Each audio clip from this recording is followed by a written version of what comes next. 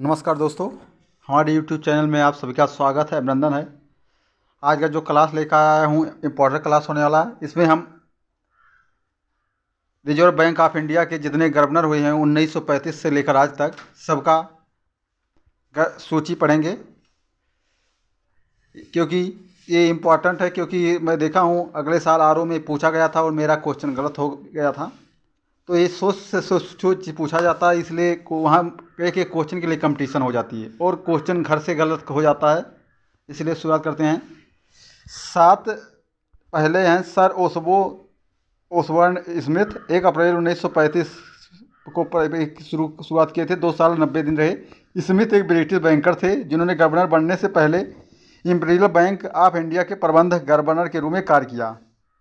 उन्होंने कार्यकाल पूरा होने से पहले राजपद से इस्तीफा दे दिया। सर जेम्स ब्रेड टेलर ये एक भारतीय सिविल सेवा अधिकारी थे जिन्होंने गवर्नर बनने से पहले मुद्रा के नियंत्रक और आरबीआई के डिप्टी गवर्नर के रूप में कार्य किया था। पद पर रहते हुए उनका निधन भी हो गया था। Sir CD. देशमुख एक भारतीय सिविल सेवा अधिकारी थे जिन्होंने गवर्नर बनने से पहले आरबीआई के डिप्टी गवर्नर के रूप में कार्य किया।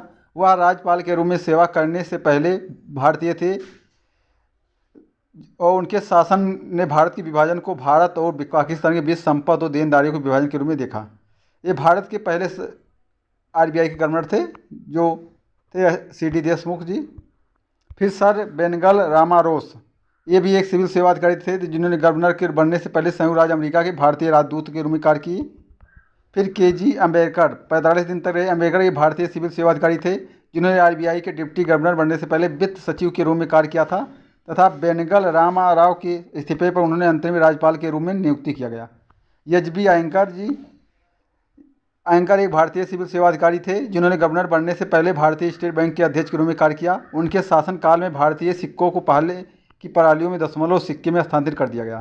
पी.सी. भट्टाचार्य एक भारतीय लेखा परीक्षा और लेखा सेवा अधिकारी थे जिन्होंने गवर्नर बनने से पहले भारतीय स्टेट बैंक के अध्यक्ष के रूप में कार्य किया था। लक्ष्मीकांत झा एक भारतीय सिविल सेवा अधिकारी थे जिन्होंने गवर्नर बनने से पहले प्रधानमंत्री के सचिव के रूप में कार्य किया था। उन्होंने संयुक्त राज्य अमेरिका में भारतीय राजदूत के रूप में अपनी नियुक्ति का कार्य छोड़ा। बी.एन. अदाकर एक अर्थशास्त्री थे जिन्होंने आरबीआई के डिप्टी गवर्नर बनने से पहले सरकार के आर्थिक सलाहकार के रूप में कार्य किया। उन्हें अंतरिम गवर्नर नियुक्त किया गया था। सरुक्की जगन्नाथन एक भारतीय सिविल सेवा अधिकारी थे जिन्होंने भारत में गवर्नर बनने से पहले जो आरबीआई के पहले विश्व बैंक के भारत के कार्यकारी निदेशक के रूप में कार्य किया। उन्होंने अंतर्राष्ट्रीय मुद्रा कोष के भारत के कार्यकारी निदेशक बनने के पद से इस्तीफा दे दिया।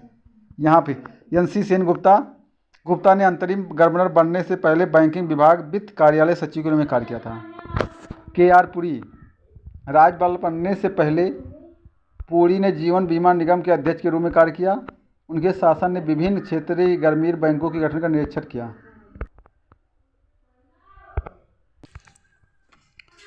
एम नरसिम्हा जी थे। नरसिम्हा आरबीआई के एक शोध अधिकारी थे जिन्होंने गवर्नर बनने से पहले आर्थिक मामलों के विभाग के अतिरिक्त सचिव के रूप में कार्य किया।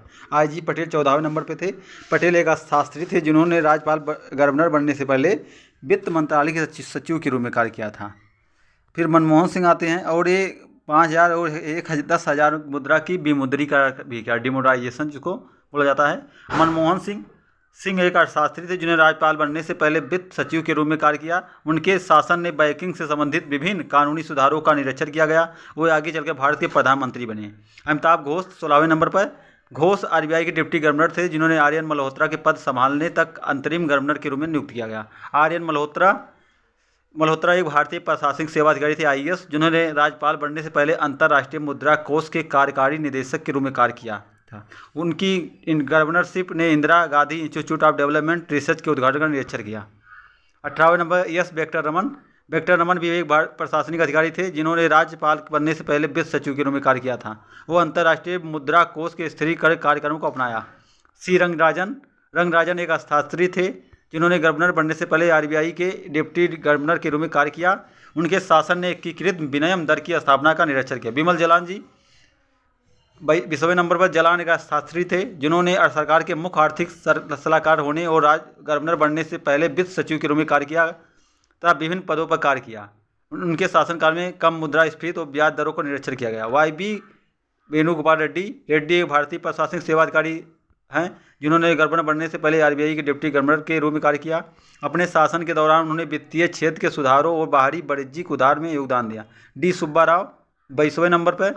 सुब्बा राव एक भारतीय प्रशासनिक सेवा के अधिकारी हैं जिन्होंने राज्यपाल बनने से पहले वित्त सचिव के रूप में कार्य किया और उन्हें विकेंद्रीकृत सार्वजनिक वित्त सहित विभिन्न मुद्दा पर लिखा। 23वें नंबर रघुराम राजन एक अर्थशास्त्री हैं जिन्होंने राज्यपाल बनने से पहले सरकार के मुख्य आर्थिक सलाहकार और अंतर्राष्ट्रीय मुद्रा कोष के मुख्य अर्थशास्त्र के रूप में कार्य किया। उर्जित पटेल 2 साल 98 दिन। फिर शशिकांत दास ये भी IAS अधिकारी थे जो आज भी अभी भी दूसरे कार्यकाल निभा रहे हैं। यहीं पर ये वीडियो समाप्त होता है।